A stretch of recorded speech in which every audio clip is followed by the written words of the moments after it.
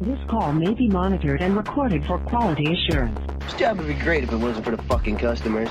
You're always this stupid. It is you take lessons. Just calm down. Oh, fuck you! You can't handle the truth.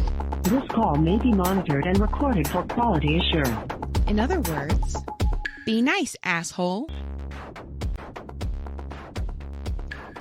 All right, welcome to another episode of Q as in Cucumber, the podcast where we point and laugh at stupid companies, customers, and coworkers alike. I'm Lara Mack. I'm Jessica James. Hear that? Miss Jessica's in the house. Not really. We're over the internet, but she's in her house. Yes, I am. So Tanya's we got a little busy this week. Avery's got a whole bunch of football stuff going on. So I asked the lovely Miss Jessica if she would fill in. How you doing? Yes, I'm doing pretty good. How about yourself? I'm doing not so bad. So we have some emails to get to. Some good ones here. Okay, this is from the UK. Oh no, that was a different one. Which one? Okay, here it is. All right, so this is actually from Texas. Okay. And this woman says, it's late and my husband and I are picking up some prescriptions at the only 24-hour pharmacy in our area. And we decide to get some much needed over-the-counter meds for the household. As it's so late, there's only one cashier. We stand the appropriate 6 feet back, both in masks, per state ordinance. There is a gentleman ahead of us at the register who is taking an exceptionally long time because his quote total is, quote, unsatisfactory. I should note he's not wearing a mask and getting uncomfortably close to the cashier. And he says, okay, go through each item and tell me every price. Okay. All right. The cashier begins to read the list for what is probably about the third time. And the customer says, no, your signs say those things are cheaper. And the cashier says, like I told you before, sir, those prices are with our store card, which I can sign you up for. It's free. And he says, absolutely not. Go through it again and give me the correct price. At this point, he's leaning over the register and basically inches from her face. Since the cigarette shelves are right behind her, she can't step that far back. Finally, I walk forward with my store card. I said, here, scan mine. I have kids at home and I want to get out of here. Just move this fucking along. Right. The cashier, obviously relieved, says, thank you. The customer says, oh, hold on. I need to grab a few more things then. We all groan, but whatever will hurry him up, fine. He comes back, adds about 10 more things to be scanned, and then steps back. The cashier stares at him, as do my husband and I. After a few minutes, he snaps his fingers and glares at me and says, well, what are you waiting for? I said, huh? The cashier says, sir? And the customer says, she scanned her card. Hurry up and finish so I can leave. And I said, sir, it's totaled out. Now you just have to pay. Did you need something else price checked? And the customer said, but she scanned her card. And I say, and the customer says, then scan it again or buy something, but hurry up. And I say, I'm not sure I follow, sir. And the customer says, hurry up and pay so I can leave. You scanned your card already once. I suddenly realized he thinks I offered to pay for his items. Mm-hmm. Dude, I just scanned the discount card. I'm not paying for your stuff. Right. And then he says, well, why else would I get the rest of the stuff I needed? Oh my God, fuck this. Fucking poor people. What? That's what the dude expecting somebody else to pay for his shit said? Yeah. Oh my God. He shoved his items over the counter at the cashier and stormed out. We all just stood there in shock. Not only did he think I was offering to pay, but he actually went and added more stuff. Like he was like, oh, you're paying? Let me go get some more stuff. Wow. Why? Why would you think, like what human thinks that? Right? And what, just get the fucking card, okay? Right? Just get the store card. Yeah. They're not asking for your social security number. Right? That's obnoxious. All right. So this is actually another one from Texas. Good old Texas. And they titled it, that's what we call a Texas goodbye. I work in a call center while in college, since the flexible hours work around my classes. Our main company has a lot of people calling in with questions on where to find products, issues, etc. During peak call times, wait times can be over an hour. Ugh, I feel your pain. So most people are already on edge by the time they finally get through to me and my coworkers. Our managers have the ability to monitor any of our calls in real time to spot check our performance.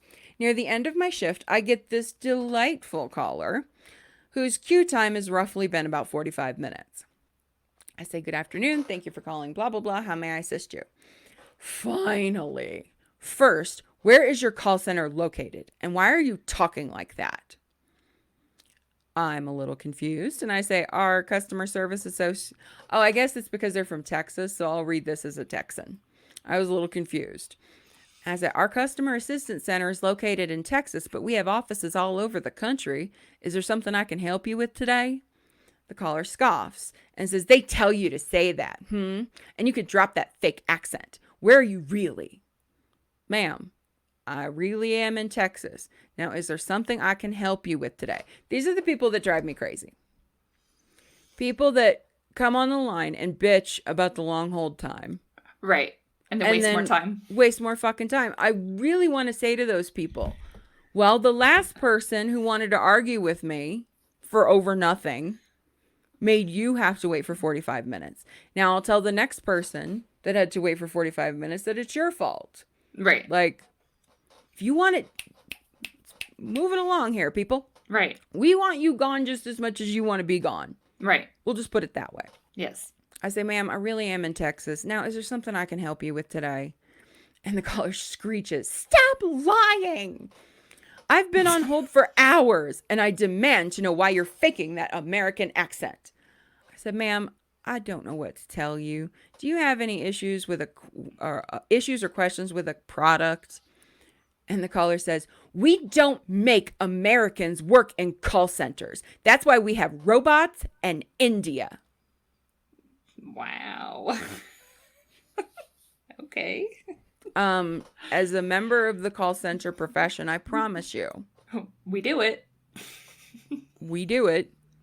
And what is this? We don't make Americans work in call centers? Right? Do you think they round us up like cattle and chain us to our... I mean, the old company you and I worked for wouldn't surprise me if they chained us to our desks. But for the most part... Yeah. Do you think that's what's happening in India? That they're rounding people up on the streets of India and holding them hostage to work in call centers? Right. I mean, yeah, it sucks sometimes, but it's not that bad. Good Lord. There's worse jobs. Thank you. I used to have a book on my desk. I think I still have it somewhere. It's called 50 Worst Jobs Than Yours. Yeah. And it was literally like a breakdown. And I would pull it out and look at it sometimes when I got frustrated. That's smart. Anyway, so the end of this email says, at this point, I'm so tired and downright mad at the caller that I disconnect the call. An absolute no-no in my office, even for this type of behavior. I take a deep breath, steadying myself, and I see my supervisor poke his head around my cubicle, still wearing his headset. I am certain I'm about to be fired. Yep. The supervisor takes one look at my face and says, don't you just hate it when calls drop like that? Now she's going to have to go to the back of the queue and start over. Nice. I never risked hanging up on another caller, but I was grateful that my supervisor had my back. Good job, supervisor. Right? That's for important. recognizing those moments. Yes, it happens. It does. Yeah. I had a kid that when I first started on the Cal side who came to me with a call, and he was like, he was doing that thing that sometimes will help save your job when you did something wrong. You fess up to it before it's caught. Right. Most of the time you wouldn't get in as much trouble if you did that. And he was like, I just said something that I think is probably going to get me fired. He was like, could you pull the last call I took and listen to it? Just tell me what I need to do. So I pull the call and he gets this just belligerent. It's collections, of course. Nobody wants to talk to a collector. They're difficult calls. But this guy was like being real belligerent with him. And then finally he was like, he said something to the effect of, you're just an idiot who works in a call center. Mm-hmm. You don't know what you're talking about, or you don't know what you're doing, or basically implying he wasn't smart. Right. And he was like, sir, I've been doing this for 7 years. I'm not new to this. And the guy goes, "Oh, 7 years, huh? I bet you've graduated to them letting you take care of the fries now." Wow.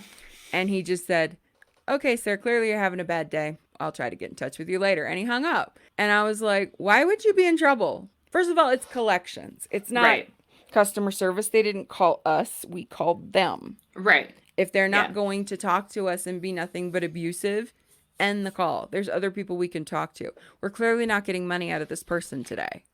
Let it go. Right. I was like, I would rather you walk away than take the bait. Right. Because that's just bait. Yeah. Just trying to get a reaction. It's call center trolls. Right. Instead of trolling the internet, you're trolling your customer service agent. Right. Just don't fucking do that. We're tired. Yeah. I mean, come on, fuckers. I can hate people. Okay. This is from Norway. Ooh. And this person says, "I'm stocking shelves in the back of the store I work in. The store is set up with shelves only being 5 feet 2 inches tall." I think that's what that says. "So you can't see any part of the store from anywhere. By the entrance, there's a group of kids being loud and looking at things, but not really bothering anybody. Suddenly, an older woman yells at me and gets my attention. And she says, 'You need to tell them to quiet down. They are ruining my shopping experience.'" Okay. All right. What kind of store is this? Is this like Right? Tiffany's or something? What do you need a store experience for? That's probably Walmart. Probably. Mind you, these kids are hardly even 8 years old. Aw. And I said, "It wouldn't help if I told them to quiet down. They would not learn their lesson and would come back another day being just as disruptive." Just being a smart ass with her. Yeah. Again, no one else was being bothered by these kids. This customer went over and yelled at the kids, telling them to leave the store and stop bothering serious customers. The kids left, and she left herself a minute later without buying anything. By the way, did I mention that I work in a toy store?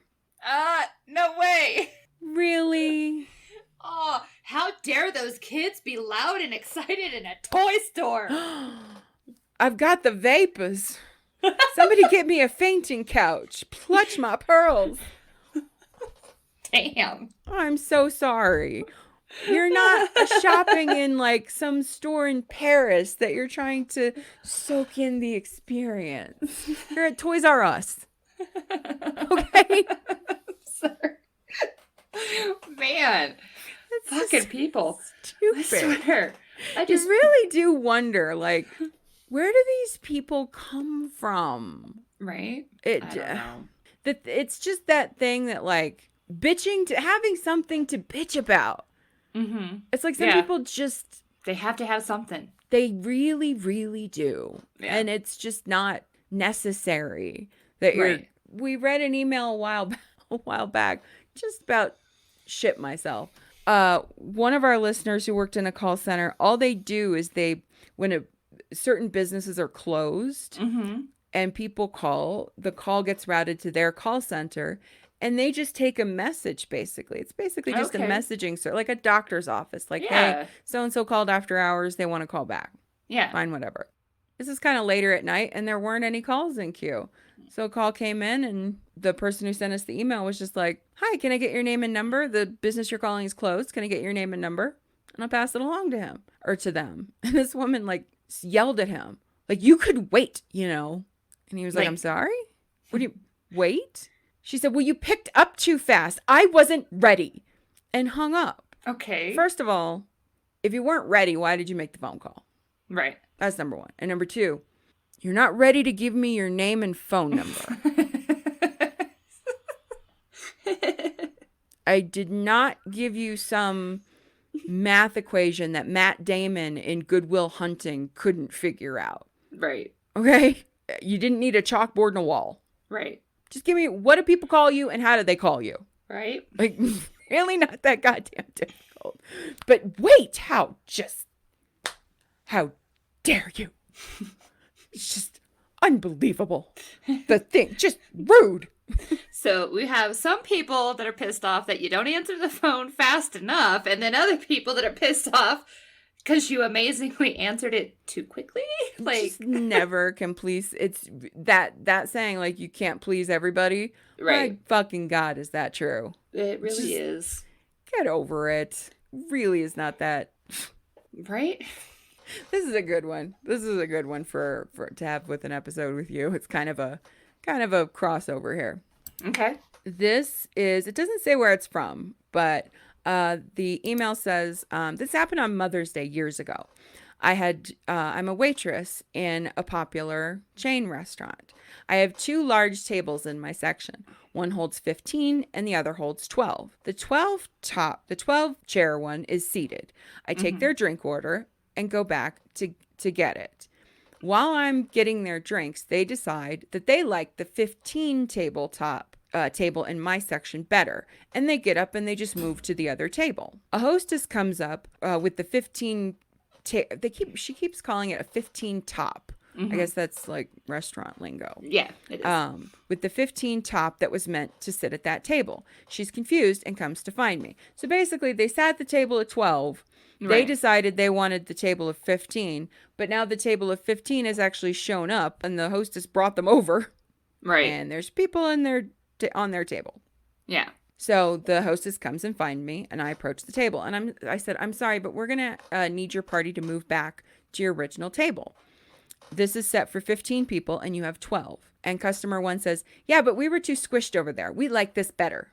I point to the party of 15 waiting, and I say, this table is set for them. They have 15. You will need to move back. A woman from the 15 top table approaches. She says, this is our table. We have 15, and you heard her. Move back to your table.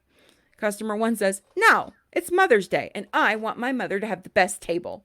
And I said, and the customer 2 says, oh, and my mother doesn't deserve to have a nice table? They start arguing loudly. I'm just watching the show. Right. The manager eventually shows up and tells the 12 top table they need to move. They refuse and start to call him names like children. Customer 1 says, you need to shut the fuck up and do as you're told. The manager gives her a look like, oh, really? The manager says, that's it. You need to leave. The table erupts as they start yelling, but nobody gets up. The manager takes me aside and says, do not serve them. Let them sit. If they don't leave, we'll call the police. Yep. The 15 top finds another home. The hostess sits the empty 12 top with another group. So I put my energy into them. Customer 1 waves at me as I pass, but I don't stop. Customer 1 says, God damn it, she's ignoring us. The manager goes back again and says, you have 5 minutes to leave or I'm calling the police. The fight between them was ugly and everyone was watching. And another man with her got up in the manager's face, but he kept his cool. Finally, they gave up and exited the restaurant after an hour. Oh, man. As they left, I couldn't help but notice the little old woman with them, probably customer 1's mother. She was all dressed up with her hair done up, and she was probably starving. She hadn't spoken a word during the chaos, and her entire day was ruined because of her daughter's selfish actions. I just don't understand people sometimes. Me too. That's crazy. Just, it's not your shit. The world Right. doesn't revolve around you. Right. Oh, I'm glad you thought that table was better, but Especially on holidays. You can't do that shit. yeah, like people plan these things for Right. a reason. Right. Okay? Did you say that was last Mother's Day?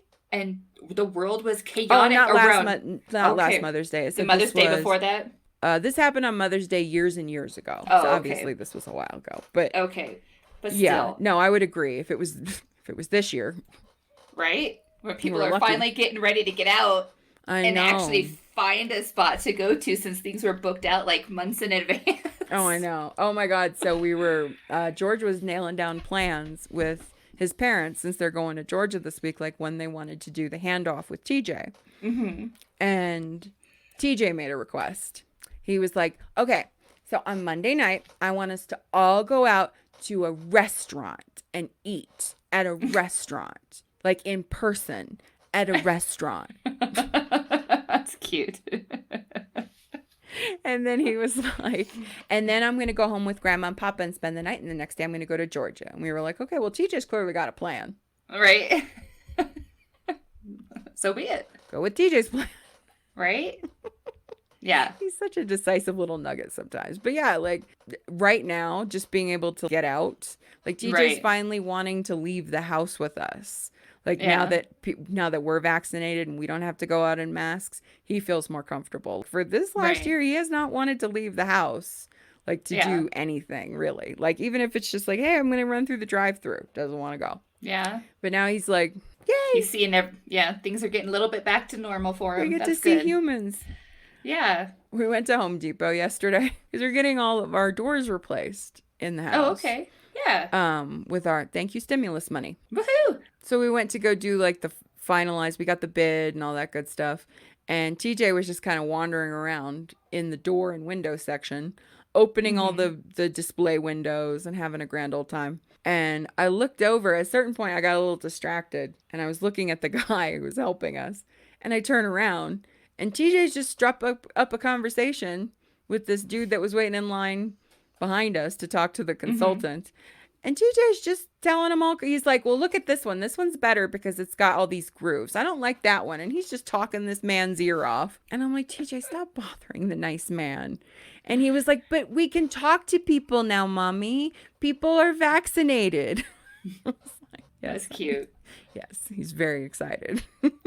That's awesome. Very good. But yeah, I think we're good. So keep sending those stories to qasincucumber@yahoo.com. This was just a little quick one with the fabulous Miss Jessica. Tanya and I are going to record a bunch next weekend together because August is just crazy between the baby shower, TJ's birthday. Like we've just got a lot going on. Yeah. So Sounds good. just going to record a couple of episodes. We should probably do the same thing, honestly. Try to find a time to do that. Yeah. But anyway. Just, take a Sunday for a few hours and just get a few done. Exactly. I'm good with it. All right. So until next time, I'm Lara Mack. I'm Jessica James. Love your faces. Keep it sane. Like what you hear? Rate, review, and subscribe on iTunes or your favorite podcasting platform. And follow us on our Facebook page by searching Q as in Cucumber. Don't forget to check out our other show, hosted by me and Jessica James, called The Parent Memoirs. And we want to hear from you. Share your stories by emailing us at qasincucumber@yahoo.com, and you might just hear your stories on a future episode. Love your faces. This call may be monitored and recorded for quality assurance.